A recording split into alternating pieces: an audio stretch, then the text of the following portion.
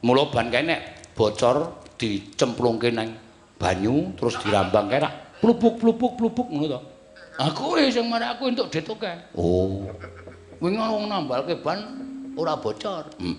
Tak cemplungke banyu tak coblosi papat blus. Kuwi jenenge rezeki ning ora halal kuwi. Walah sing ngomong sapa? Mboyo semen tak tambal. Bareng tak tambal ki tambalane gegeden. Oh. Kuwi nggo mlaku ki digluk. Balekke meneh pripun iki Pak ganti ban jero. Tak ganti. Ah iya. Tak ganti. Duweku rak ban jero montor. Ah iya. Ban pi tak ganti ban jero montor tak peksa.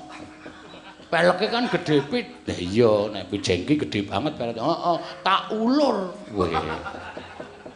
Bareng dipompa lagi ditumpahi sing duwe jeblok. Wonge jengkelit memburi.